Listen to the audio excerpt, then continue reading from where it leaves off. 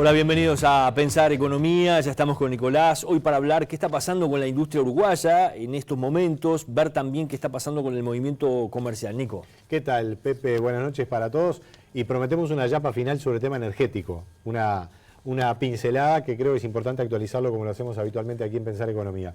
Pero como tú bien decías, la verdad que la gente a esta altura del año, ya estamos atravesando el octavo mes del año, se viene la discusión presupuestal, el gobierno va a plantear su presupuesto en estas horas y las personas dicen, bueno, ¿cómo estamos? La economía, ¿cómo viene?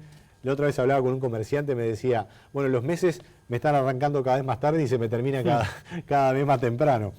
Es ilustrativo de que efectivamente a nivel comercial hay algunos sectores que están con menos dinámica. Pero vamos a arrancar primero por la industria, que es un sector que en materia de empleo, y lo hemos analizado en el programa pasado, viene bastante complicado. Pero la producción industrial, medida globalmente, mantiene un ritmo de aumento importante porque está operando una segunda planta de celulosa. Hay quienes dicen que las plantas de celulosa no son el núcleo industrial del Uruguay. Yo creo que a esta altura son parte de las principales industrias del Uruguay. Claro, no es la tradicional, no es aquella industria manufacturera clásica de los textiles, las curtiembres, algunas agroindustrias más tradicionales. Y además tiene el suficiente peso como para mover este tipo de gráficas también. Efectivamente, ¿no? Son plantas de nivel mundial, de escala global, y entonces evidentemente que mueven. Y mueven efectivamente, es decir, más allá de que están con un régimen especial, están en zonas francas, no pagan los impuestos de la renta, todo el resto sí lo pagan, ¿verdad? Eso vale la pena acordarse. Mueven toda la cadena forestal, mueven buena parte de lo que puede ser la dinámica en Fraiventos, en Conchillas, aporta mucho movimiento comercial allí, portuario también, es decir, tienen una importancia económica enorme. Y la instalación de Monte del Plata, junto con una mayor dinámica de la instalación de la fábrica con concentrado de Pepsi en Colonia, han movido al alza la producción industrial este año. En un momento parecía que la cosa no iba bien, como que se achataba, pero ya en el mes de junio, que fue el último dato, está mostrando un aumento del entorno del 7% en el semestre, comparando con el mismo semestre del año pasado. Es más, yo tomé para hacer un cálculo el trimestre abril-junio, que es el que luego se va a tomar para el cálculo del PBI, y me está dando un aumento de la industria del 6,8%. Quiere decir que al darse los datos del PBI que se van a dar dentro de algunas semanas, la industria va a estar haciendo un aporte muy interesante al alza, particularmente por el efecto de Monte del Plata. Claro, si se saca Monte del Plata, y bueno, ahí la industria más bien está cerca de un empate, hay algunos sectores que suben, pero hay otros sectores que están con algún declive importante, y ahí es donde, tenemos un escenario, como hemos dicho más de una vez, mixto. En el comercio, varios datos que ahí más bien están mostrando una cierta caída, ¿no? Por lo menos en las ventas. Las ventas de automóviles 0 kilómetros, por ejemplo, lo que son los automóviles familiares o los el vehículo común y corriente que vemos en la calle. Fuera de los utilitarios, en el mes de julio las ventas en unidades 0 kilómetros bajaron 12%, y acumulan en el año una caída del 2%. Desde la ACAU, de la Asociación del Comercio Automotriz, se estima que podría estar equiparándose la venta este año al año pasado. Cosa que no estaría mal.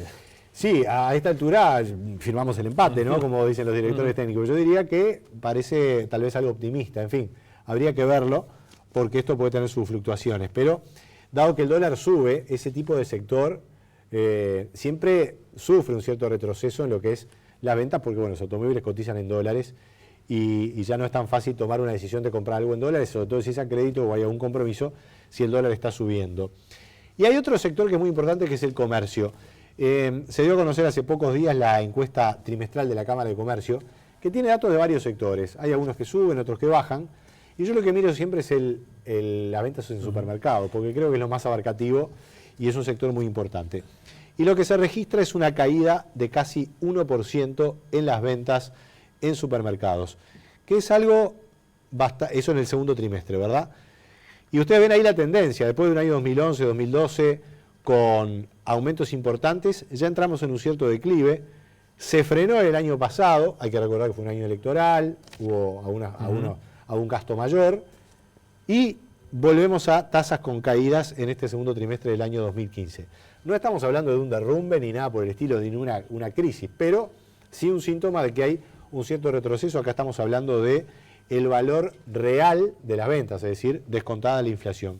Y lo que explica en buena medida la caída aquí son más bien bienes durables, electrodomésticos, otro tipo de... Mucho material importado también, material encarecido en sí, dólares. Exactamente, sí, es cierto. Vestimenta también, que se vende muchas acá en supermercados. No tanto la canasta básica, que digamos que se mantiene o tiene un pequeño aumento. Claro, ahí incide la inflación. La inflación a veces le da una cierta dinámica al comercio que le permite también cubrir sus costos. La Cámara de Comercio en la última edición de su encuesta también divulgó un trabajo de encuesta que hizo a todos sus socios sobre las expectativas en diversos temas, digamos, o de diversos indicadores, diversos ámbitos de la proyección de los negocios a sus socios para los próximos 6 meses. Y ahí hay varios datos interesantes.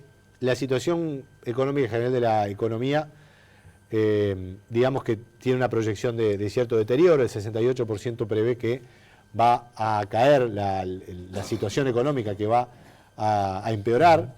El desarrollo de inversiones disminuiría para más de la mitad.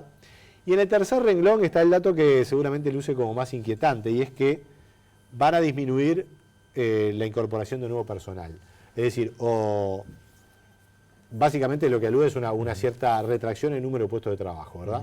Lo cual, la verdad que para el sector comercio, que es muy importante en términos de empleo, es un dato negativo. Hay que ver, Nico, ahí cuánto juega la coyuntura también, ¿no? Porque a cuántos comerciantes, solo por la expectativa y por lo que olfatea de lo que está pasando y las señales que se están dando, bueno, de repente pinta un panorama más negro sin tener tan claro cómo va a pasar la cosa, ¿no? Absolutamente. Es que las expectativas tienen mucha incidencia en la propia economía, porque uno después decide en base a las expectativas que tiene, y por eso para los comunicadores también es un desafío, lo que decíamos al principio, bueno, ¿cómo está la cosa, no? La otra vez me decía también otro empresario, bueno, creo que no está tan bien como lo pinta el gobierno, pero no está tan mal como lo piensa mucha gente. Y la verdad es que también puede ser una buena síntesis de cómo se está dando la situación en Uruguay, que notoriamente está transitando por una etapa de transición de la economía, con un crecimiento menor, pero que no llega a ser, al menos por ahora, una tranca o una retracción. Habrá que ver, eso incide mucho lo que va a pasar en Brasil y en la región particularmente. El tema del costo salarial, vos fíjate que tiene una incidencia importante, casi el 70% de los empresarios responden que va a aumentar su incidencia. Y ahí también hay un tema que se está resolviendo en estos meses y es relevante porque, claro, ahí hay costos comprometidos, tanto para el gobierno en su discusión presupuestal, pero también para las empresas. Muchas veces se dice, bueno, la incorporación de personal se detiene, pero se mantiene la plantilla de trabajo. Claro, se mantiene la plantilla de trabajo, pero si se mantiene va a haber un costo agregado, notoriamente, porque las pautas salariales, las de ahora, con lo que queda del consejo anterior, implican aumentos reales. Y si la empresa no está rentando, eso lo va a tener que sacar de algún otro lado, seguramente postergando inversiones, eventualmente sí, perdiendo algún puesto de trabajo o no renovando la plantilla de gente que se va o que se jubila. Es una cosa más lenta, pero que sucede. Entonces, la preocupación por el tema del costo salarial también es un síntoma, como tú decías, de la coyuntura, que bueno, se develará luego con los ajustes salariales que se establezcan en los acuerdos y después se verá cómo sigue. Hay una mayor preocupación por el peso del costo tributario y después, bueno, otros temas importantes, los niveles de venta tenderían a disminuir más que a crecer y más equilibrada está la cosa en el precio de los productos y en los niveles de rentabilidad. La verdad que es un escenario para el comercio, yo diría que es exigente porque muchos sectores están con disminución en las ventas, ¿verdad? Incluso en los grandes centros comerciales también en promedio el primer semestre ha sido de empate o de cierta caída, siempre hablando en términos reales, ¿verdad? Porque la inflación tiene un cierto efecto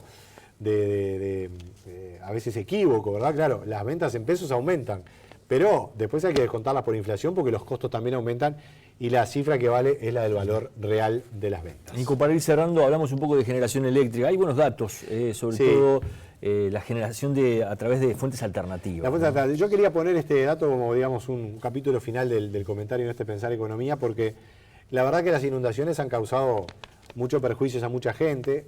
La verdad que pega siempre en los mismos lugares, ¿no? La zona de Durazno, algunas zonas del este y en el litoral también.